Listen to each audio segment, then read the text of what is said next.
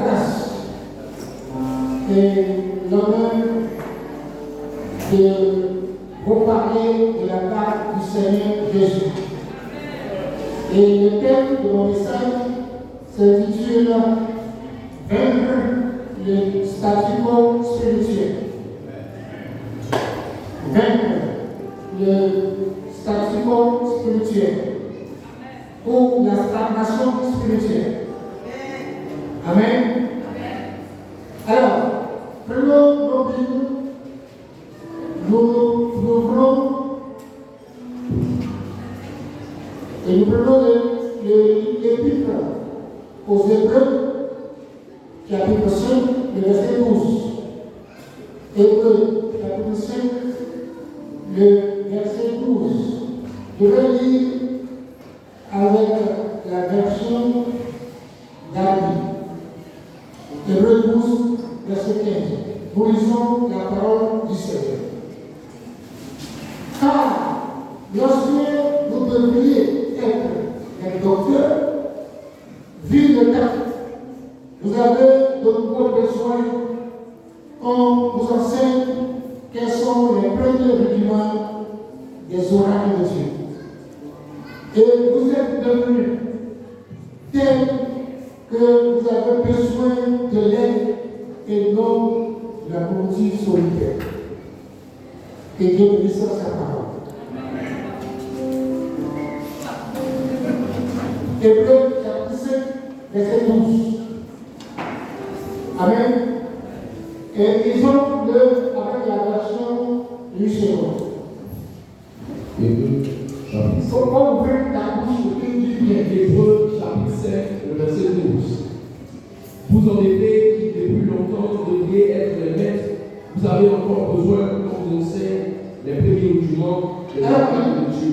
Vous devriez être. Vous devez, depuis longtemps, être les maîtres. Vous devez être maîtres. Les maîtres, c'est ceux qui enseignent. C'est les docteurs de la parole. Vas-y. Vous avez encore besoin qu'on vous enseigne les premiers rudiments des oracles de Dieu.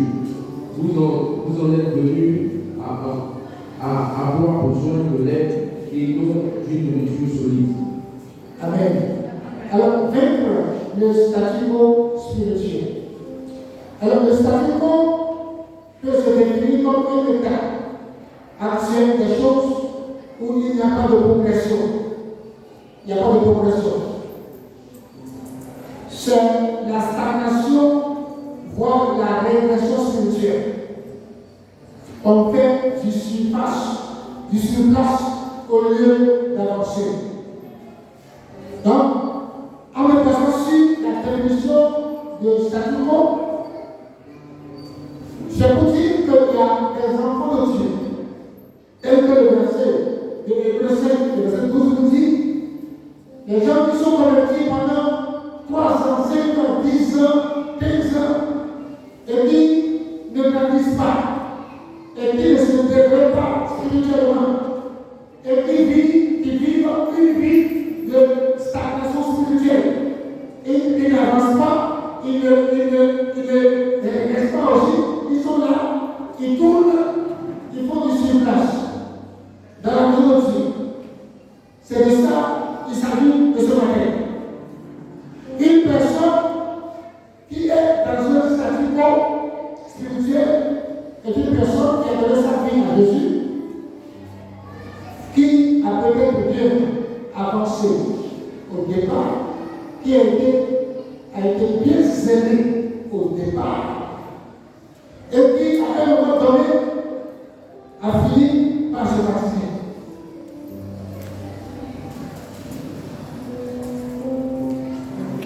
Comme le verset de Hébreux 5, verset 12 le dit, on attend de cette personne qu'elle soit déjà à l'état d'un docteur, d'un enseignant dans l'église. Tu as 3 ans de conversion, 5 ans de conversion, 10 ans de conversion, etc. La parole de Dieu te demande que tu sois, que tu deviennes un enseignant de la parole de Dieu. Amen.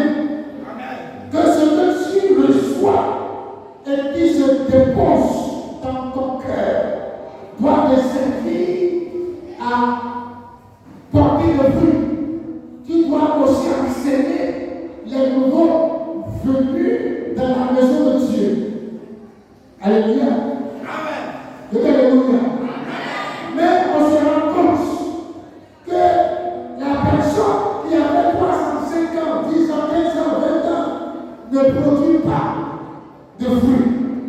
Ou encore, les fruits qu'elle produit ne sont pas encore de bonne qualité. Alléluia. Et alléluia.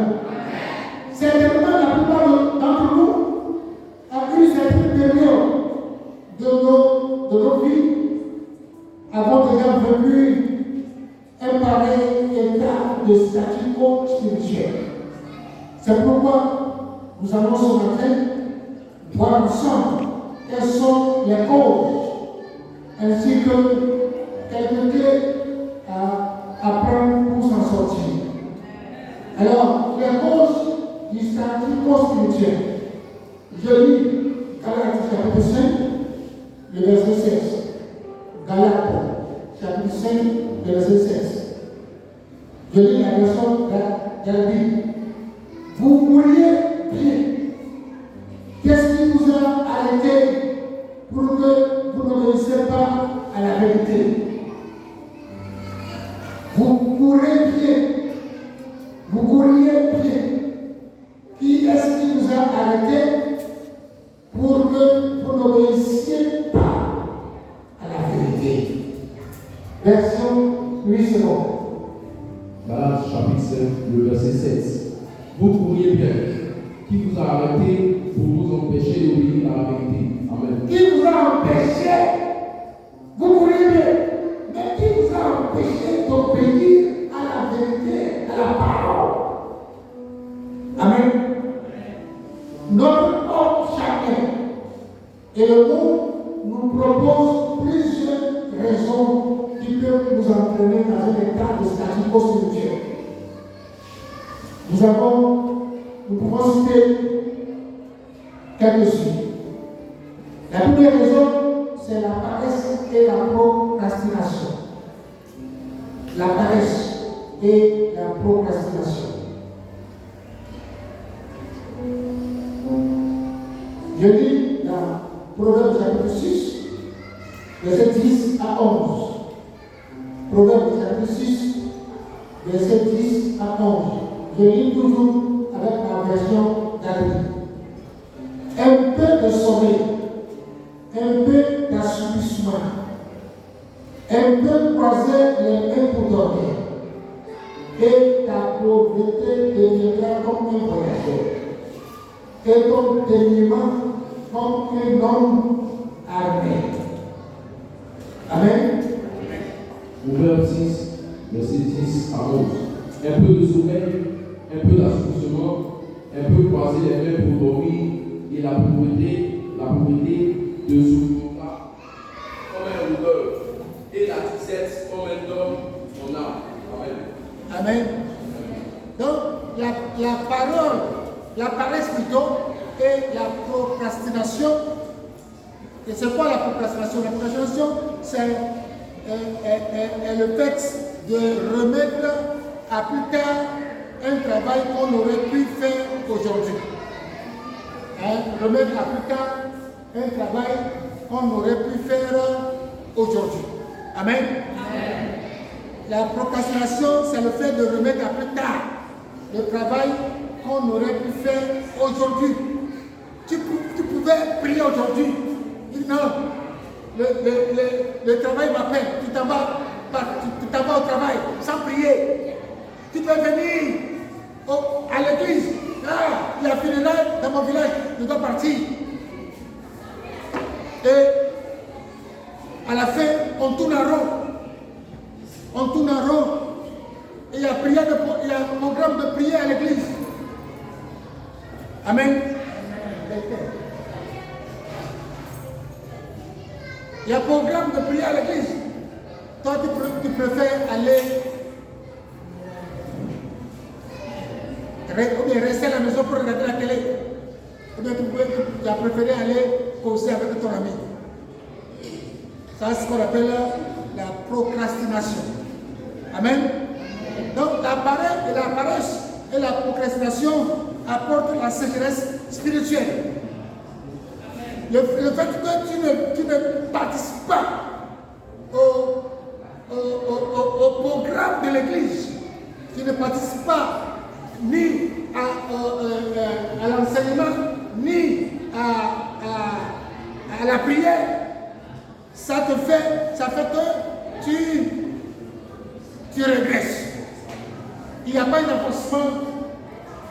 ce que tu fais. Alléluia. Donc, tu finis par sécher spirituellement. Amen. Donc, cette situation entraîne ce qu'on appelle la procrastination, pire, et voire une régression spirituelle. Et tu verras qu'il y a des gens qui viennent à l'église. Il y a des gens qui viennent à l'église. Il ne faut même pas un an. Et ces personnes sont plus zélées. Ces personnes-là manifestent plus l'amour du Seigneur que toi qui es là pendant des années. Alléluia. Donc, le service de Dieu que nous faisons avec beaucoup de joie également devient soudainement pesant et facile. Alléluia. Le service de Dieu que nous faisons, il y a des gens qui venaient parler à la maison de Dieu, venaient prier, mais soudainement, ce service devient pesant et fatigant. Tout fatigant de venir balayer la maison de Dieu. Tout fatigant de participer au programme de l'église. Et ce n'est pas normal. Alléluia. Alors, ce qui a pour conséquence de provoquer un désintéressement ou un désintérêt de notre part aux choses de Dieu. Ne pas prendre un temps à part pour lire la Bible dans le but de connaître davantage Dieu et sa volonté révèle la négligence des choses de Dieu. Nous avons forcément déjà fait l'expérience de cette situation plus d'une fois. Quand, après avoir procrastiné pour nous adonner à la lecture de la parole de Dieu ou à la vie de prière, nous avons fini par nous sentir vides et vulnérables et face aux attaques de l'ennemi. Quand vous arrêtez de lire la parole de Dieu, quand vous arrêtez de prier, alors vous devenez la merci des esprits démoniaques. Alléluia. Simplement parce que il est difficile, il est vraiment difficile de veiller. Jésus a dit à ses disciples, veillez et priez afin de ne pas tomber en tentation. Amen. Il faut entretenir notre vie spirituelle. Et avec quoi entretenons-nous notre vie spirituelle? Ce n'est pas la lecture, la méditation quotidienne et la prière. Alléluia. Et alléluia. La deuxième chose, c'est l'amour du monde. L'amour du monde. Nous lisons 1 Jean chapitre 2, verset 16. 1 Jean chapitre 2, verset 16, dans la version dans la Bible. 1 Jean chapitre 2, le verset 16. Parce que tout ce qui est dans le monde, la convoitise de la chair et la convoitise des yeux et l'orgueil de la vie n'est pas du Père, mais du monde. 1 Jean chapitre 2, le verset 16. Car tout ce qui est dans le monde, la convoitise de la chair, la convoitise des yeux et l'orgueil de la vie ne vient point du Père, mais vient du monde. Amen. Alors, Dieu et le monde sont opposés. Dieu et le monde sont opposés. Et nul ne peut prétendre aimer Dieu et aimer le monde en même temps. Personne ne peut être un vrai chrétien en mettant un pied dans le monde et un pied dans le royaume de Dieu. Alléluia. Alors le monde nous propose des joies contraires à celles de Dieu. Et celles-ci nous entraînent la plupart du temps à succomber au péché. Car le but est de nous éloigner de notre Dieu. C'est un piège pour les enfants de Dieu. Parce que séparés de lui, nous ne pouvons rien faire. Tant que nous nous séparons de Dieu, nous ne pouvons rien faire. C'est ce que Jésus a dit à ses disciples dans Jean 15, verset 5. Il dit, moi, je suis le Seigneur, et vous êtes les serments. Celui qui demeure en moi, et moi en lui, celui-là porte beaucoup de fruits. Car séparé de moi, vous ne pouvez rien faire. Alléluia. Je dis Alléluia. Imaginez une branche qui se sépare du tronc de l'arbre. La branche là fleurit ou bien sèche. Elle sèche. Amen. Si nous sommes, parce que quand la branche est attachée au tronc de l'arbre, la branche bénéficie de la sève qui est dans le tronc de l'arbre. Et c'est cette sève-là qui nourrit les branches. Et les branches grandissent et portent le fruit. Alléluia. C'est la même chose. Nous sommes attachés à Jésus. Ce n'est pas notre attachement à Jésus que nous vivons. Ce n'est pas notre attachement à Jésus que tout ce que nous faisons nous réussit. Ce n'est pas notre attachement à Jésus que nous grandissons spirituellement à l'église, sur le plan spirituel à l'église. Amen. La Bible dit, nul ne peut servir deux maîtres à la fois. Amen. L'homme privilégiera toujours les intérêts de l'un au détriment de l'autre. Alléluia. Et alléluia. Bien-aimés, vous connaissez l'amour du monde. L'amour du monde nous éloigne de la vérité. La plus grande joie qu'un chrétien peut expérimenter, c'est être en présence de Dieu. Alléluia. C'est être en présence de Dieu, non pas être devant les postes de télévision. Amen. Il y a même des chrétiens qui divorcent et des femmes qui divorcent parce que les maris n'ont pas de télévision dans leur chambre. Parce qu'elle n'arrive pas à regarder les telenovelas. Ce sont les choses du monde. Amen. Ce sont les choses du monde. Le monde passe, mais la parole de Dieu ne passe jamais. Au lieu de télévision, si ton mari te dépose une Bible, rends grâce à Dieu. Rends gloire à Dieu. Alléluia.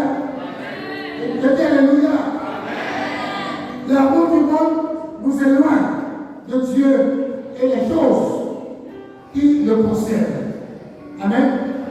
Ce qui entraîne une stagnation. Alors, stagnation. On dit le lac est une eau stagnante. Donc, quand ça ne coule pas, alors ça devient sur place. Donc, c'est la vie de quelques chrétiens. Nous faisons du surplace. Alléluia. Nous faisons du surplace.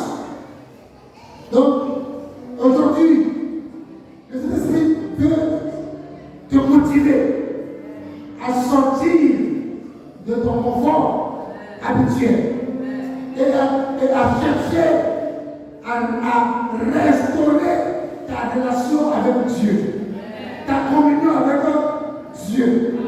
Alléluia. Je dis Alléluia. Ce matin, tu dois dire, je refuse la régression spirituelle. Je saisis la parole. Et je veux m'attacher à Jésus. À travers la lecture qui vient de la parole de Dieu. Et la prière. Au nom de Jésus. Saint-Esprit.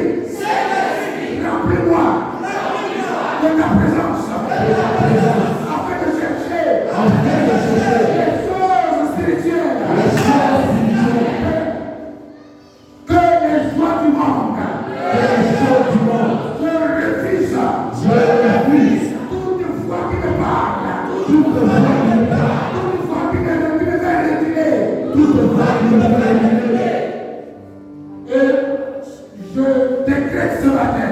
Et je décrète ce matin. Que je choisis la vérité. Que je choisis la vérité. La vérité c'est Jésus. La vérité c'est Jésus. Je choisis mon camp. Je choisis mon camp. Mon camp c'est Jésus-Christ. Mon camp c'est Jésus-Christ. Et je refuse le monde. Et je refuse le monde. Et tout ce que le monde me propose. Et tout ce que le monde me propose. Au nom de Jésus-Christ. Au nom de Jésus-Christ. Amen. Amen.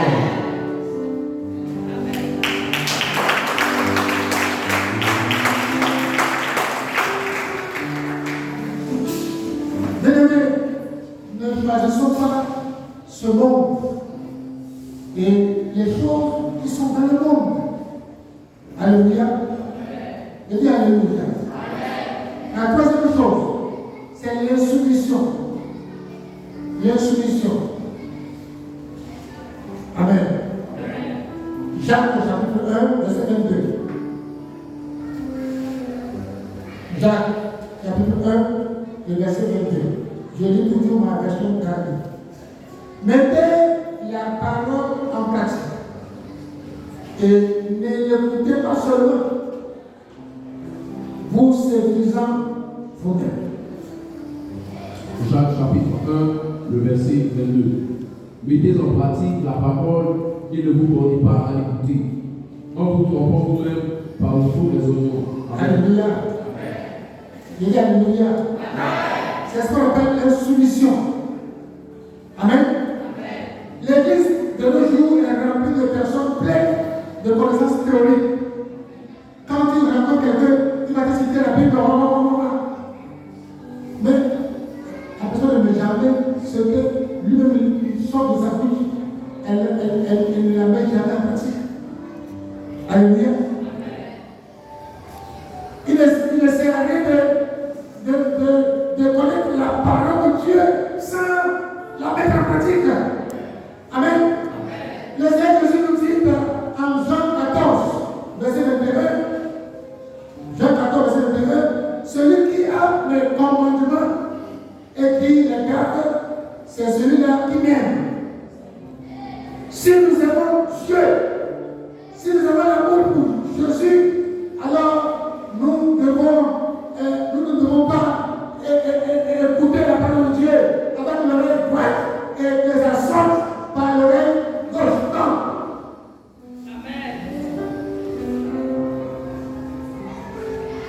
Si vous négligez la parole de Dieu, vous ne pouvez pas réussir. Alléluia. Je dis Alléluia. Si vous négligez la parole de Dieu, les commandements de Dieu, ça veut dire que vous n'aimez pas Dieu.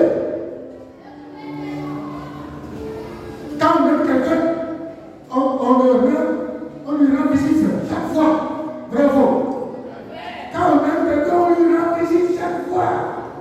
Si tu aimes Jésus, rends-le visite avec la Bible dans ta main, avec la prière. Et tout en s'associant aux services qui sont dans l'église. Amen. C'est très important de mener. Très très important. On ne peut pas penser, progresser dans notre marche si nous ne mettons pas en pratique la parole de Dieu. Alléluia. Nous devons mettre en pratique la parole écoutée. Amen. La parole de Dieu ne devrait pas être comme une agréable mélodie à nos oreilles que l'on écoute avec beaucoup d'intérêt, mais qui après est vite oubliée. Non. Quand tu agis ainsi, tu auras comme conséquence le statu quo spirituel. Alléluia. Et je veux croire que nous tous qui sommes réunis ce matin, nous voulons progresser avec Jésus. Amen. Que le travail ne vous empêche pas de lire la parole de Dieu et de prier. Que le travail ne vous empêche pas de venir écouter la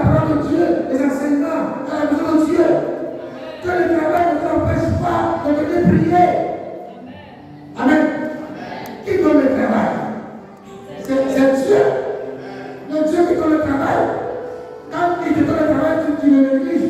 Il y a des gens qui viennent à l'église et après, priez pour moi, je vais travailler. Et quand Dieu leur donne le travail en même temps, c'est fini. Ils oublient Dieu. Ce n'est pas bon. Dis à ton voisin, ce n'est pas bon. Oh, Dieu est Dieu là, ce n'est pas bon. Alléluia. C'est alléluia. Mais ce qui précède, comment pouvons-nous sortir de la stagnation spirituelle, de statu quo spirituel? Amen. Alors, les clés pour sortir de la stagnation spirituelle ou du statu quo spirituel. Nous lisons Colossiens chapitre 1.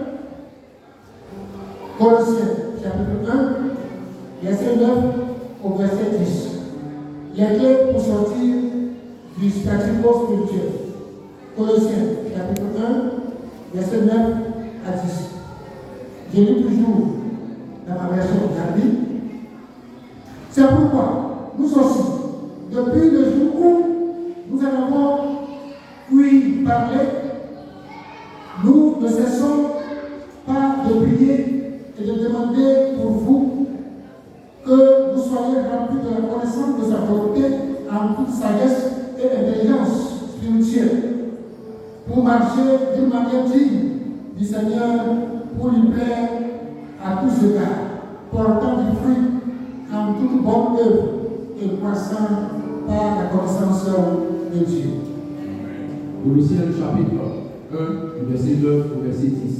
C'est pour cela que nous aussi, depuis le jour où nous en avons été informés, nous ne cessons de prier Dieu pour vous et de demander que vous soyez remplis de la connaissance de sa volonté en toute sagesse et intelligence spirituelle, pour marcher d'une manière digne du Seigneur et lui être entièrement agréable, portant des fruits en toutes sortes de bonnes œuvres, portant les fruits en toutes sortes de bonnes œuvres et croissant par la connaissance de Dieu. Amen. La volonté de Dieu, c'est que nous progressions dans notre marche avec lui. Il veut nous amener à un niveau d'homme fait. Il veut nous amener à un niveau d'homme fait, capable de comprendre sa volonté en tout temps et en toutes circonstances.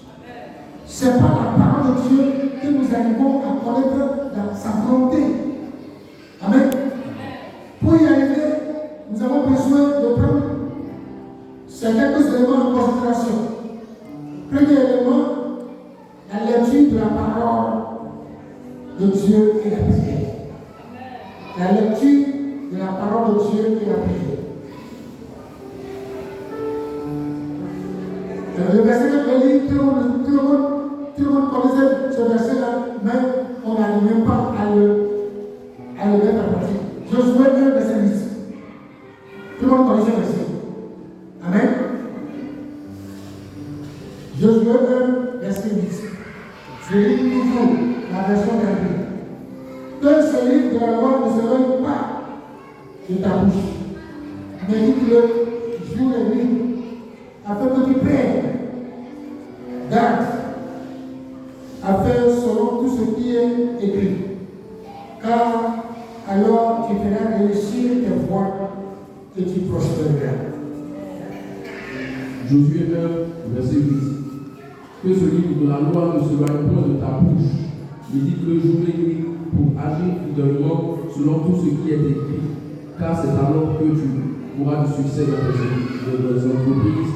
C'est alors que tu réussiras. Amen. Amen. Une vie quotidienne et assidue de la parole de Dieu et de prière est un fondement solide pour tout enfant de Dieu qui veut grandir, prospérer et porter des fruits. Amen. Mais l'erreur que nous commettons en étant enfant de Dieu, c'est que quand Dieu nous donne une bénédiction, quand Dieu nous donne du travail, et quand nous commençons à faire quelque chose, alors on se plaît dans ce que nous faisons. Mais en ignorant que Dieu peut t'élever au-delà de ta situation actuelle. Amen. Le Dieu que que je connais, c'est le Dieu qui élève. Et il peut t'élever. Dieu peut t'élever. Il dit, c'est moi qui abaisse les uns et qui élève les autres. C'est lui seul qui peut t'élever. Tu ne peux pas réussir. Ne pense pas que là où tu es actuellement, tu as réussi. Non. Ce n'est pas le plan de Dieu pour toi. C'est-à-dire, le plan n'est pas encore accompli. Alléluia. C'est un processus. Tu dois t'attacher encore plus à ton Dieu pour pouvoir réussir et prospérer. Alléluia. Et bien, alléluia. Pour y parvenir, il faut mener une vie de sanctification et de discipline. Amen. Une vie de sanctification et de discipline. Un chrétien, un vrai chrétien devant le Dieu doit être discipliné. Être discipliné, c'est mettre en pratique tous les commandements de Dieu. Être discipliné, c'est de ne pas regarder avec les yeux de compatissement. Être discipliné, ce n'est pas vivre comme les autres vivent. Être discipliné, ce n'est pas faire comme les autres le font. Alléluia. Je dis alléluia. C'est tellement important. Aujourd'hui, quand tu vas dans certaines églises, les hommes portent beaucoup d'oreilles. Les hommes font droit sur la tête. Ça veut dire quoi? Ça veut dire qu'ils sont dans l'église, mais ils appartiennent encore au monde. Amen. Je dis amen. Gloire à Jésus. Je dis gloire à Jésus. Nous devons marcher tel que la parole de Dieu nous l'enseigne. Les femmes, chérie, regarde mon dos.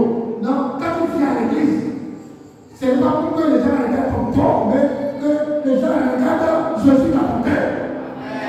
Alléluia. C'est important. Gloire à Jésus. Chérie, regarde mon nombril. Non, c'est pas ça. Alléluia.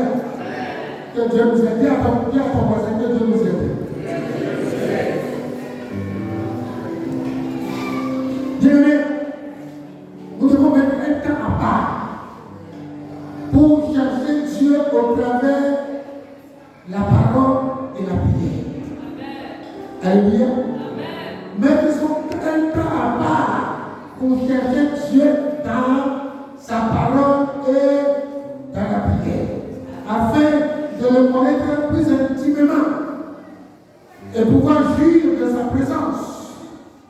C'est donc en étant dans sa présence que tu pourras saisir sans ambiguïté ton appel, ton ministère et ce qu'il veut que tu fasses pour lui. Alléluia. Et c'est dans ça que tu prospéreras, que tu t'épanouiras et que tu porteras du fruit pour la gloire de Dieu. Amen. La dernière chose, c'est la vision. La vision. Proverbe 29, verset 18. Proverbe 29, verset 18. Quand il n'y a point de vision, le peuple est sans frein. C'est la même chose. Amen. Quand il n'y a pas de vision, le peuple est sans frein. Donc l'absence de vision entraîne la stagnation. Un enfant de Dieu doit avoir la vision. La vision, c'est quoi? La vision, c'est une organisation de sa vie, une planification de sa vie. Tu dois planifier tout ce que tu dois faire. Amen. Avoir la vision de ce que tu veux devenir avec Jésus. Avoir la vision de ce que tu veux devenir avec Jésus. Et cela t'implique à avoir des temps de lecture, de méditation quotidienne, des temps de prière. Amen. Et amen. Et celui qui mène sa vie sans vision est une personne qui ne prend pas le temps de se poser des questions et d'écouter le Saint-Esprit en lui. Amen. Pour discerner la voix de l'Esprit des autres voix, c'est-à-dire la voix de la chair, la voix de notre âme, la voix du malin. Amen. Les autres voix sont la voix de la chair, la voix de notre âme, la voix du malin. Il faut absolument connaître la volonté de Dieu. Pour cela, il faut se nourrir de la parole. Il faut se nourrir de la parole. Il faut se nourrir de la parole.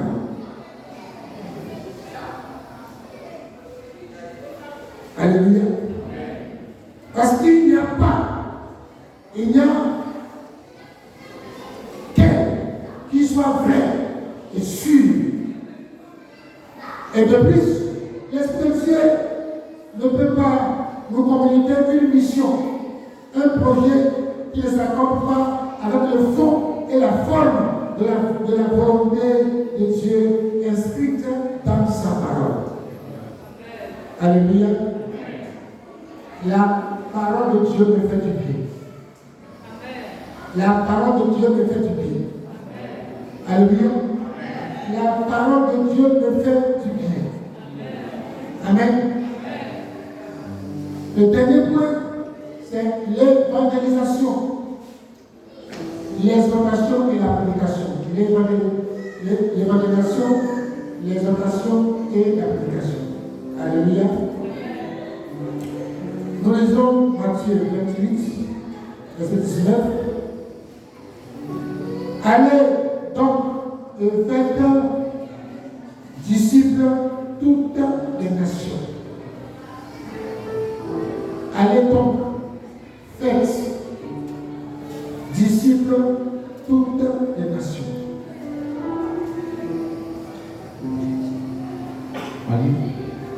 Quand tu es dans la maison de Dieu, 1 an, 2 ans, 3 ans, tu es capable d'aller prêcher la parole de Dieu. Tu es capable d'aller parler de Jésus à quelqu'un. Amen. Et dis Amen. Amen. Tu es dans ton travail, tu n'as jamais parlé de Jésus à quelqu'un. Ça veut dire quoi? Ça veut dire que tu es dans un état de statu quo spirituel. Tu es dans un état de régression spirituelle. Le Saint-Esprit ne se manifeste pas en toi. Amen. Jésus, la dernière recommandation que Jésus nous a donnée, est d'y aller faire des disciples dans toutes les nations. Amen. Faites disciples, c'est aller enseigner. D'où le premier verset que nous avons lu, Hébreux 5, verset 12.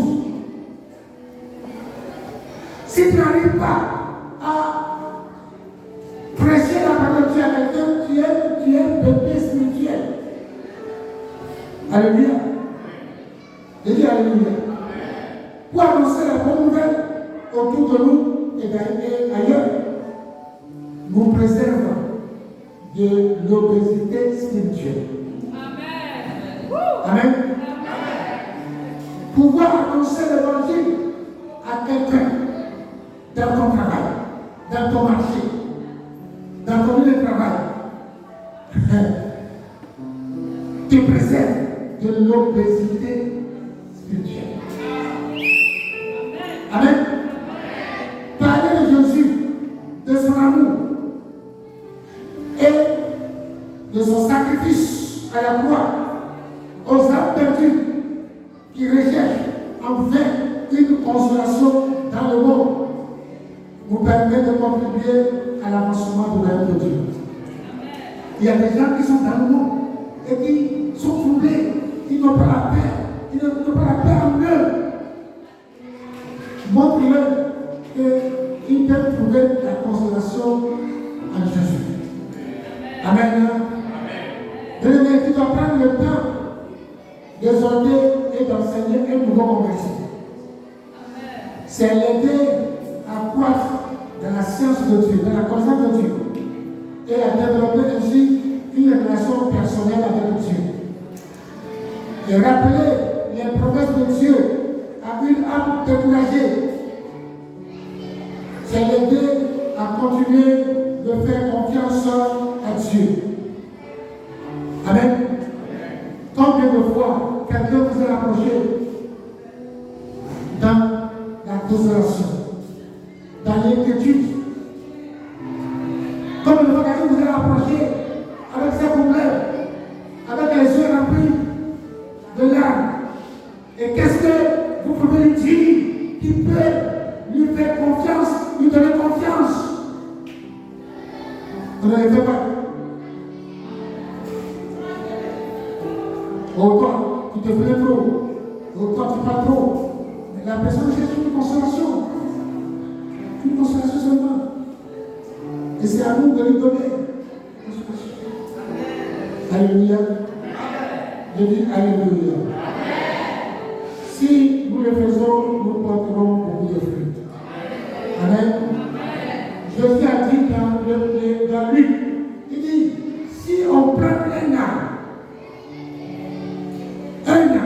2 ans, 3 ans, et que pendant tout ce temps tu viens, tu mets l'engrais, tu arroses, tu mets l'engrais, tu arroses, et que tu vois que l'arbre ne porte pas de fruits, il faut le couper et le jeter dans le feu. Alléluia. Gloire à Jésus. Et dis gloire à Jésus.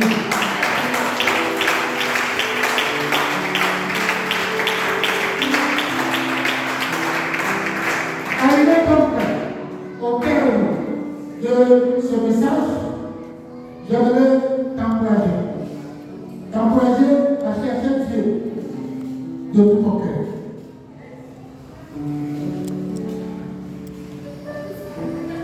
Cherche Dieu de tout ton cœur. Il n'y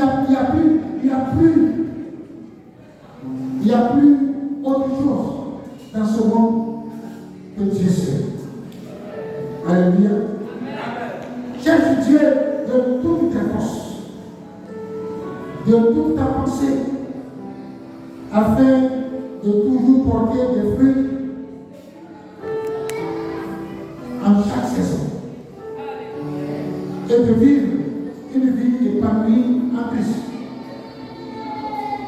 Et pour finir, je te laisse méditer avec ce verset. C'est le verset du prophète Isaïe, chapitre 40, verset 31. On va méditer avec ce verset. Isaïe 40, verset 31. Ceux qui s'attendent à l'Éternel renouvelleront leur force. Ils s'élèveront avec des ailes, comme des aigles. Ils courront et ne se fatigueront pas. Ils marcheront et ne se lasseront pas. Alléluia. Il dit Alléluia. Ce matin, prends conscience. Prends conscience de ta relation avec Dieu. Prends conscience de ta position dans l'Église. Qu'est-ce que tu fais pour Dieu dans l'Église?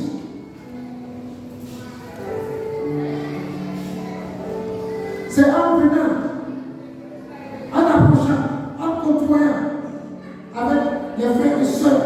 Alors tu es en train de développer ta connaissance en Christ. Mais quand tu restes à la maison, tu ne peux pas développer ta connaissance en Christ.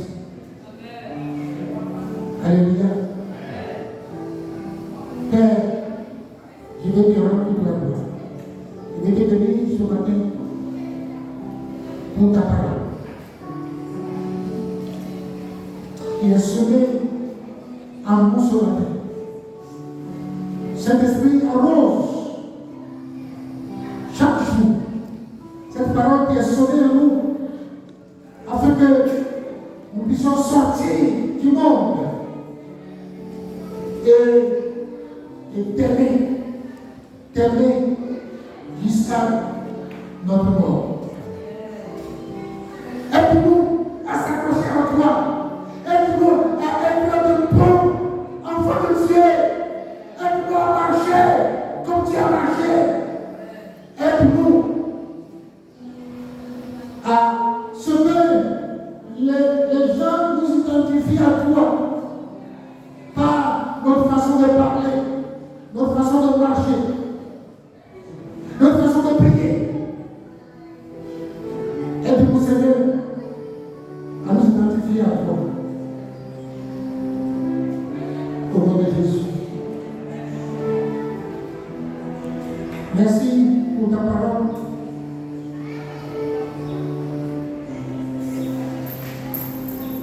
Aide-nous à porter beaucoup de fruits et à marcher en communion avec toi pour que nous puissions réussir dans cette vie au nom de Jésus-Christ. Reçois la gloire, reçois notre adoration ce matin parce que tu es le Dieu fidèle, le Dieu qui fait tout, le Dieu qui met en nous le faire.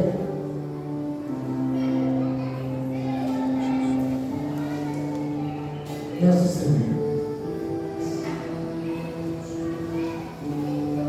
Merci Jésus.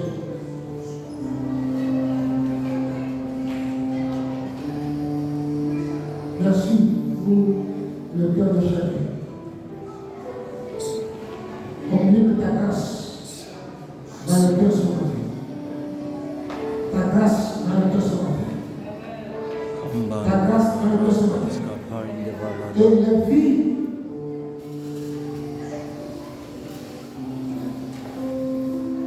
qui ont besoin que tu les touches ce matin. Et restaure le cœur, restaure la relation avec toi, restaure l'amour avec toi ce matin. Au nom de Jésus. Que ton nom soit glorifié, Jésus. Que toute la gloire soit donnée ce matin au nom de Jésus. Amen.